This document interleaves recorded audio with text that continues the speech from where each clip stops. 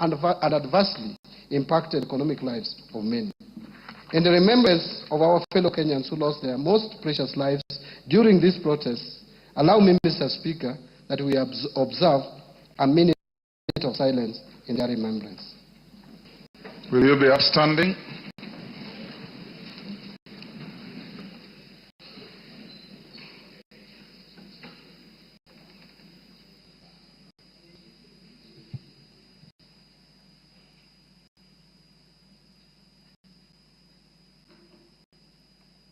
May their souls continue resting in eternal peace. Thank you, honorable members.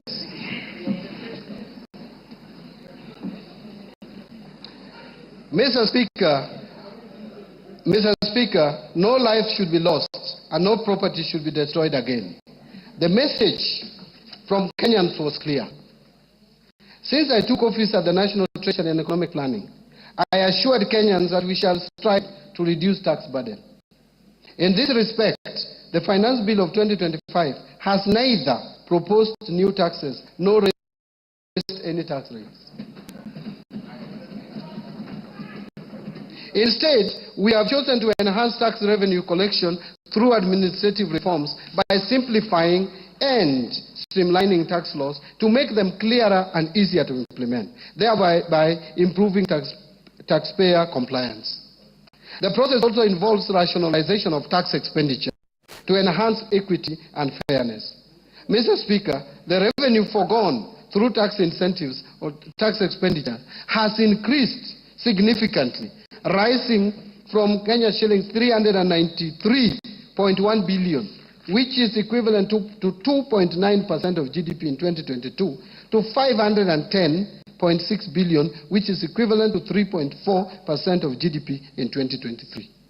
To reverse this trend, the Finance Bill of 2025 proposes reforms to rationalize tax expenditures so as to promote equity, fairness, efficiency, and reduce distortions within the tax system. The proposed reforms are in line with the national tax policy and the medium-term revenue strategy which this Honorable House passed. So, Mr. Speaker, from the proposed reforms, we expect to raise Kenya shillings 30 billion more as additional revenue.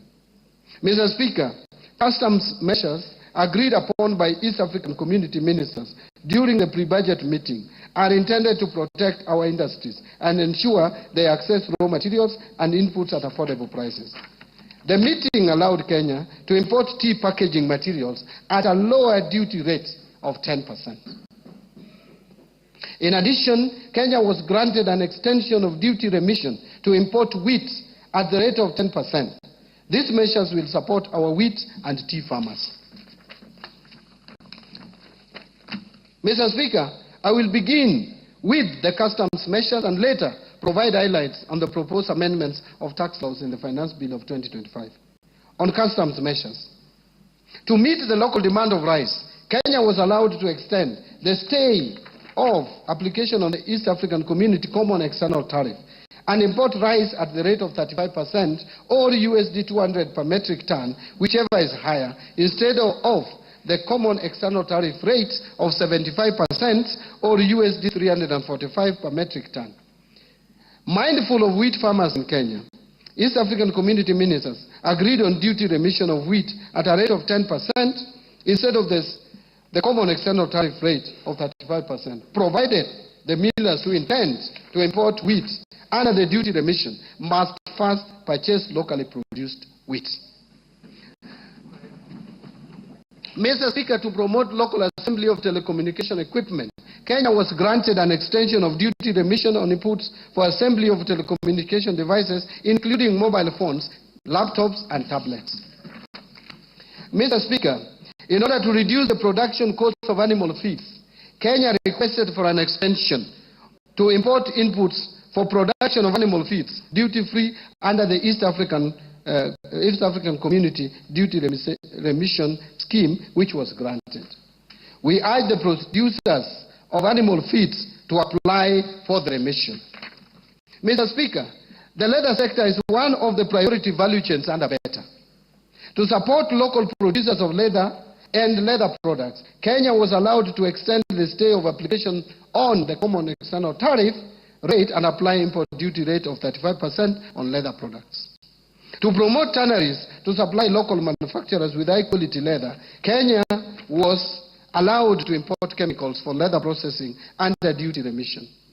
Mr. Speaker, to support local assembly of transformers, which is critical to energy distribution, the East African Community Ministers approved Kenya's request for a tariff split on transformers to provide for a distinction between fully built and unassembled transformers. Currently, it is one line, tariff line, and it is very difficult for us to separate and incentivize either of them. So, Mr. Speaker, to support the local assemblers of cranes, Kenya was granted approval to import inputs for assembly of cranes duty-free under duty remission. Mr. Speaker, last year Kenya was granted a stay of application on the East African East African Community Common External Tariff to apply a higher duty rate ranging from 25 to 35% on certain types of paper used in manufacturing packaging materials. This action adversely affected exporters, particularly in tea sector. To address this, Kenya opted not to request for an extension of the stay of this common external tariff. And this decision will not affect local manufacturers of packaging materials, as they will continue importing raw materials under duty remission.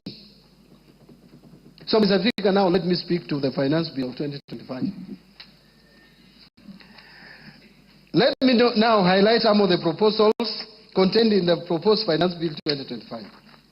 Under Income Tax Act. Mr. Speaker, to enable faster recovery of investment by businesses on loose items such as utensils, linen, and industrial tools, the bill proposes to amend the Income Tax Act to allow for a full cost deduction of these items in the first year of purchase, as opposed to the current 3 years. This will improve cash flows of the relevant businesses. Mr. Speaker, we have noted increased tax disputes arising from audits carried on cross-border transactions. These disputes could have been avoided if the multinational companies had advanced pricing agreements with the Commissioner at KRA. To address this gap, the bill is proposes to amend the Income Tax Act to empower the Commissioner to enter into advanced pricing agreements with multinational companies. Mr. Speaker, the Tax Laws Amendment Act of 2024, passed in December last year, introduced the minimum top-up tax in line with the global best practices. But the Act inadvertently omitted the due date for payment of the tax, thus creating enforcement challenges.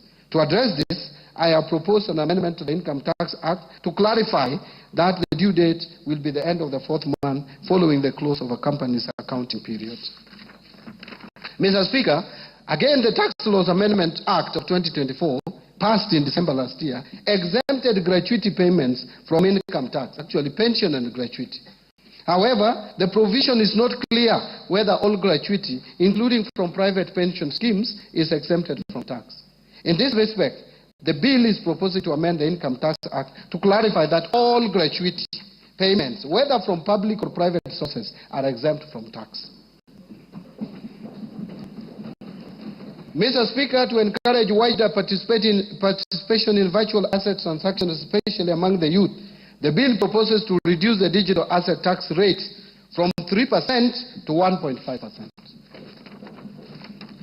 And Mr. Speaker, to ensure consistency and effective administration of the law, the bill proposes to amend the 3rd schedule to the Income Tax Act to clarify that fringe benefit tax is payable by the employer at the corporate tax rate, and that withholding tax on qualifying dividends and qualifying interest are final tax. That is not clear in the current arrangement.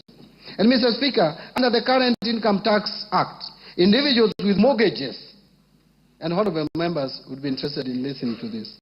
Mr. Speaker, under the current Income Tax Act, individuals with mortgages for purchasing or improving residential houses can claim tax relief on interest payment on the mortgage. However, those who take up a mortgage to construct their own residential houses are excluded from this relief. That is the law as it is today. To ensure fairness, the bill proposes to extend this benefit to interest on mortgages taken for construction of residential houses. This will support home ownership and align with the better pillar on affordable housing. Mr. Speaker, the current tax-free daily subsistence allowance of 2,000 for private sector employees on official duties outside their usual workplace is lower than that of the public sector employees. To enhance equity, the bill is proposing to increase the tax-free daily subsistence allowance for private sector employees from 2,000 to 10,000 shillings. Mr. Speaker, Kenya has an opportunity to strengthen its position as a regional financial hub. In this respect, the bill proposes amendment to the Income Tax Act to provide that companies certified by the Nairobi International Financial Center Authority, NIFCA, that invest new capital of at least $3 billion over a period of 3 years to pay a reduced corporate tax rate of 15% for the first 10 years and 20% for the subsequent 10 years. The companies qualifying for this will be required to employ Kenyans at senior management level. The startup companies that are certified by Nairobi International Financial Center Authority will enjoy a 15% tax rate for the first 3 years and 20% for the subsequent 4 years. And dividends earned by certified holding companies and regional headquarters will be exempted from tax provided that at least 250 million is reinvested annually in Kenya. Mr. Speaker, we have noted that some employees seek refunds from KRA on reliefs of deductions that ought to have been deducted by their employers. To address this challenge, the bill proposes to amend the Income Tax Act to make it mandatory for employers to consider all eligible tax reliefs and deductions when computing employees' income tax. Presently, employers are not compelled to deduct these reliefs in computing pay as you earn. Value-added tax. Mr. Speaker, while a supplier is required to issue a tax invoice at the point of sale, there is currently no definition under the VAT Act. This creates ambiguity on what constitutes a tax invoice. To resolve this ambiguity, the bill is proposing to amend the VAT Act to define a tax invoice. Mr. Speaker, to strengthen tax administration and enhance compliance, the bill proposes to require the issuance of tax invoices for all suppliers, whether taxable or exempt. This amendment will support better record keeping by taxpayers and facilitate the pre-population of returns.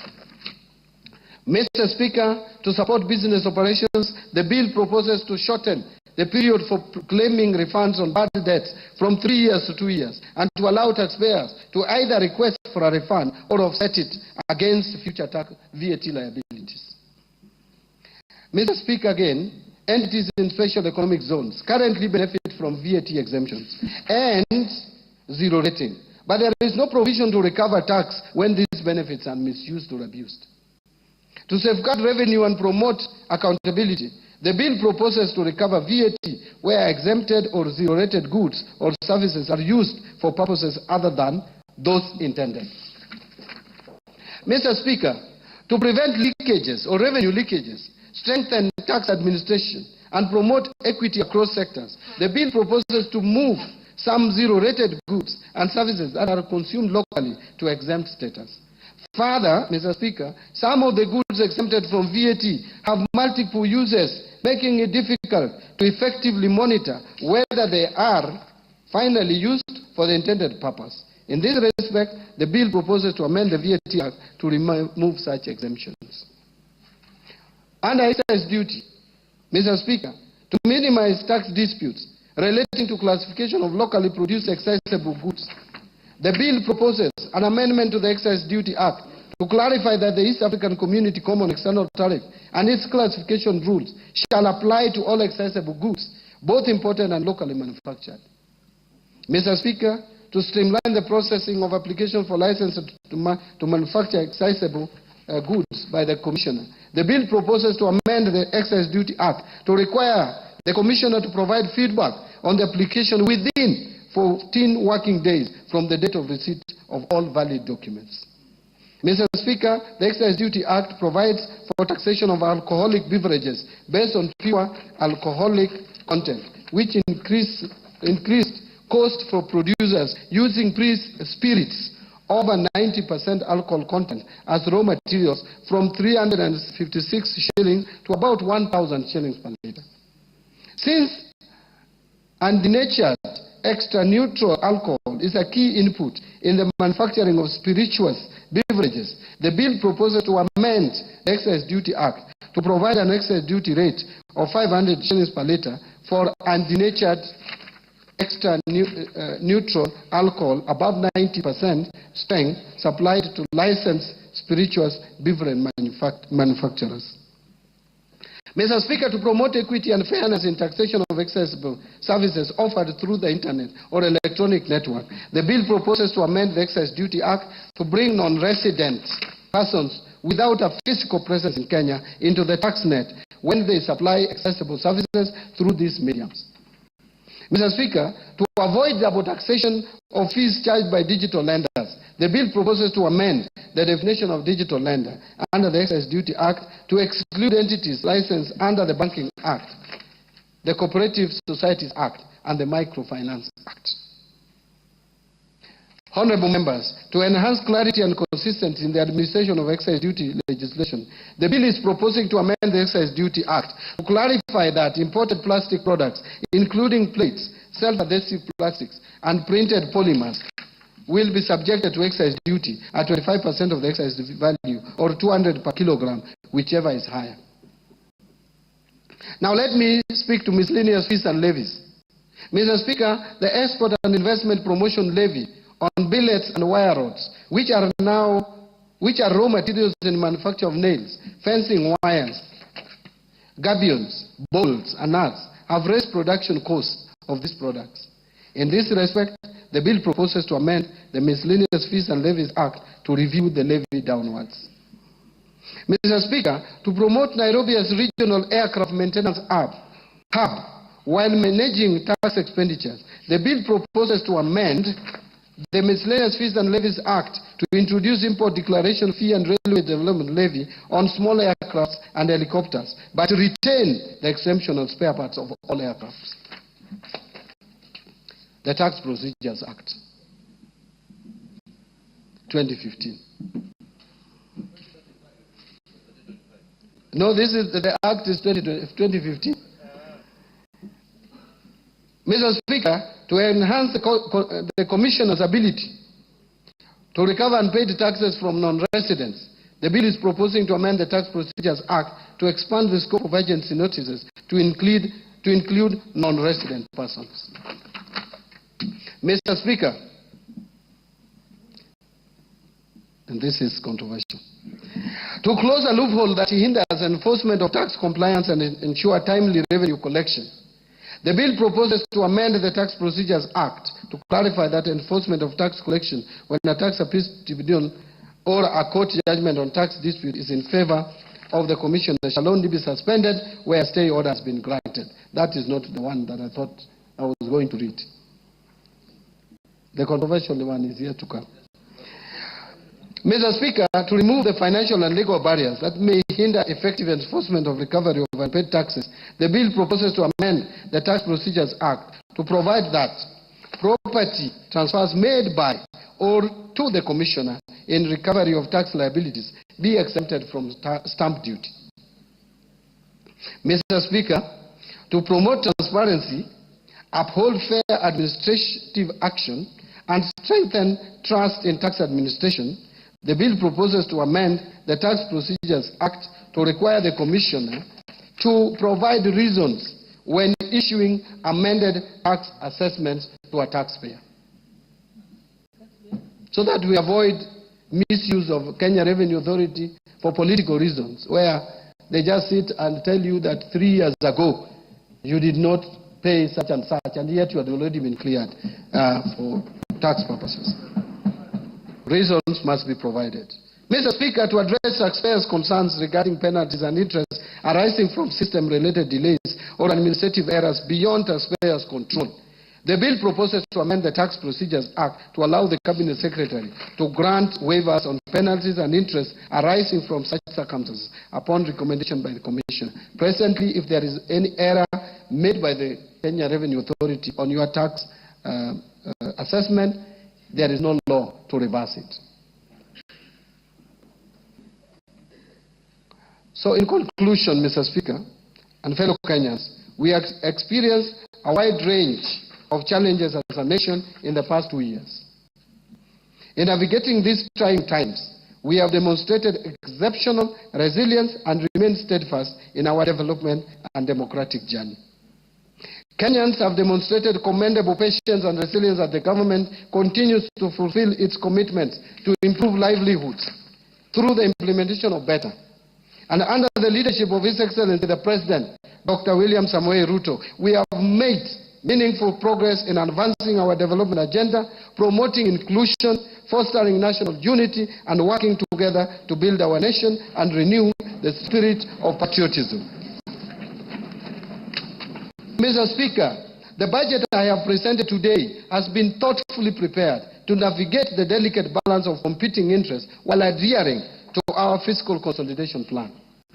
Mr. Speaker, I am confident that the policies and structural reforms I have outlined provide a solid foundation for sustaining our socio-economic transformation. These measures are designed to stimulate job creation, strengthen our economic recovery, and ease the cost of living. I therefore call upon honorable members and all Kenyans to support the implementation of the budget as we work together in pursuit of shared prosperity. Finally, Mr. Speaker, the journey to a prosperous Kenya calls for leadership and collective commitment of all Kenyans. Last year, the Orange Democratic Movement joined hands with the United Democratic Alliance under Kenya Kwanza to form a broad-based government. This unity has brought renewed peace and stability to Kenya and fostered inclusive development beyond tribal lines.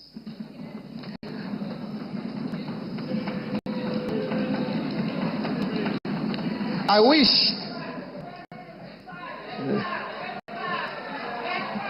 thank you. Thank you. Thank you. Thank you. Thank you. Thank you very much. I wish to acknowledge with gratitude the unwavering leadership and vision of His Excellency the President Dr. William Samoei Ruto and His Excellency the Deputy President Professor Kithure Kindiki. I also wish to recognize the invaluable efforts of the Prime Cabinet Secretary, the Attorney General, my fellow Cabinet Secretaries, Principal Secretaries, Accounting Officers, and all personnel across government ministries, departments, and agencies who have diligently contributed to the development of the financial year 2025-2026. Mr. Speaker, I want to sincerely thank Baba, Right Honorable Raila.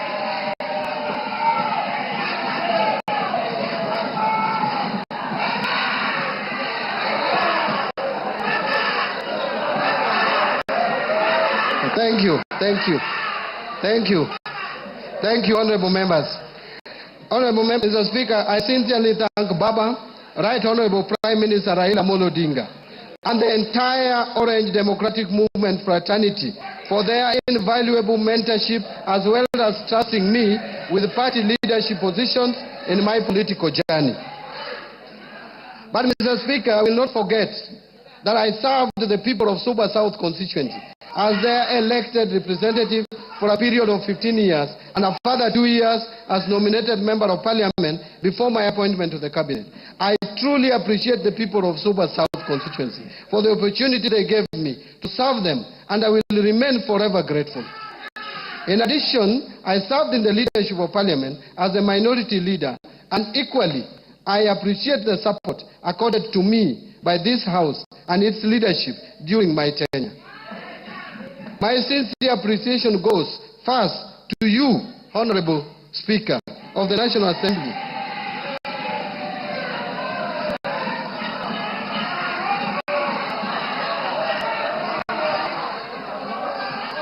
and your counterparts in the Senate, the majority and minority leaders, and the entire House leadership, including respective clerks, supporting the approval process of the financial year 2025-2026 budget. Second, to honorable chairs and members of both the Budget and Appropriations Committee and the Finance and National Planning Committee and all the other departmental committees of this House, as well as the staff of Parliamentary Budget Office for their constructive inputs and leadership during the approval process of this budget. Third, my colleagues at the National Treasury and Economic Planning, led by Dr. Chris Kipto, the Principal Secretary for the National Treasury, Dr. Boniface Barasa Makoha, the Principal Secretary for the State Department for Economic Planning, and Mr. Cyril Wagunda Odede, the Principal Secretary for Public Investments and Assets Management, for their commitment, dedication, and support in the preparation of this budget. Fourth, special appreciation goes to Mr. James Muhati, the former Principal Secretary for the State Department for Economic Planning, for his unwavering commitment and invaluable support during the first half of the financial year. His dedication and strategic leadership greatly advanced the ministry's mandate and played a pivotal role in shaping key national economic planning initiatives. Fifth, my appreciation goes to the Governor of the Central Bank of Kenya, the Commissioner General of the Kenya Revenue Authority, as well as the management and staff of both institutions, the financial sector regulators, and other MDAs for their valuable contributions to the budget process. Sixth, my gratitude goes to our multilateral and bilateral development partners for their continued technical and financial support. Seventh, I also thank the private sector for their participation and contribution in the budget process. And eighth, I wish to appreciate the media and non-state actors for their active engagement and participation in the financial year 2025-2026 budget.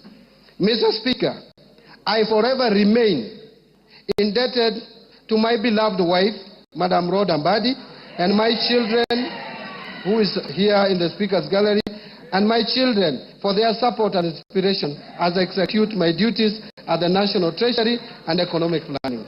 Their prayers and guidance gave me the zeal to proceed even during my lowest moments. I remain deeply grateful also to my siblings for raising me, paying my school fees, and supporting me throughout my journey. Mr. Speaker, I am sure that my late parents, Jadun Staslaus Ngongomot, and this babe, Slermina Yambu Ngongo, with my mother, are smiling down from above as they see their youngest son perform this great service for the great people of Kenya today. God is truly faithful. Lastly, Mr. Speaker, my utmost gratitude goes to all Kenyans for their contributions during the budget process. Thank you, and may God bless Kenya.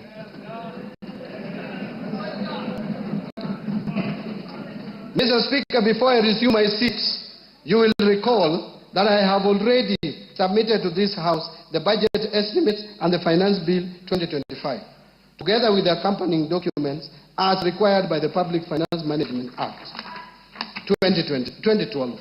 Today, I further submit the following documents for this August House and request that you graciously receive them. 1. Budget statement for the financial year 2025-26. 2. The 2025 budget policy statement. 3. Estimates of revenue, grants and loans for the financial year 2025-2026. 4. Financial statements for the financial year 2025-26. 5. Medium-term debt management strategy 2025. 6. Budget highlights, the Mwananchi guide for the financial year 2025-26. And finally, statistical annex to the budget statement for the financial year 2025-2026. Thank you, Honorable Speaker. Thank you, Honorable Members.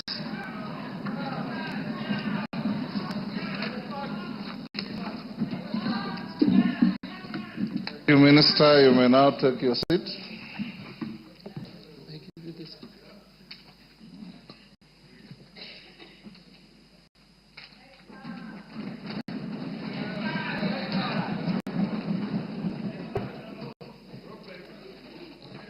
Thank you, CS, for just about 2 hours well spent in presenting your first budget highlights to this House.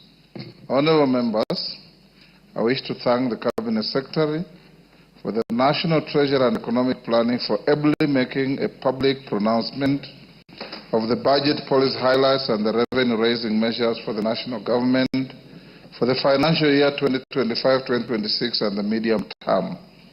I confirm that in conformity with the provisions of Section 39 and 39A of the Public Finance Management Act, Cap 412A, and the Standing Order 244C, the Cabinet Secretary had already submitted to the National Assembly the relevant legislative proposals necessary to actualize the revenue-raising measures to finance the 2025-2026 budget.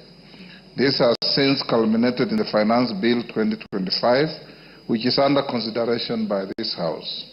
Honourable members, it is my pleasure to invite all members, the Cabinet Secretary for the National Treasury and Economic Planning, other Cabinet Secretaries and all invited guests to a reception at the Parliamentary Courtyard. Honourable members, the time now being 5:23 p.m., this House stands adjourned until Tuesday, 17th June 2025 at 2:30 p.m. I thank you.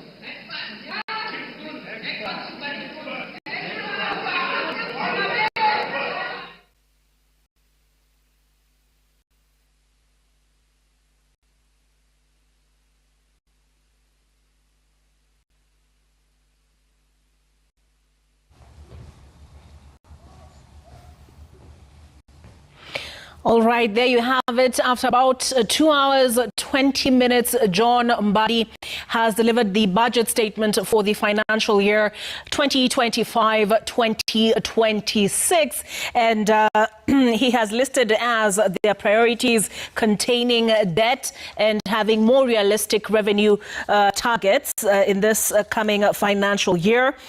He has also addressed consolidating fiscal consolidation that would address government expenditure, and also in line with that, he's also addressed issues to do with pending bills, automation or digitization of KRA systems, as well as our procurement systems. As I mentioned earlier, I have a panel of 3 who've been paying keen attention alongside myself, Caxton Kinuthia, and he is partner and head of tax KPMG, and we also have tax director of Ernst and Young, Rachel, in studio, and Chachi Logutu, economist, IC Group. So I'll start with you, Caxton. It's been a long listen, but how did Mbadi do in your opinion?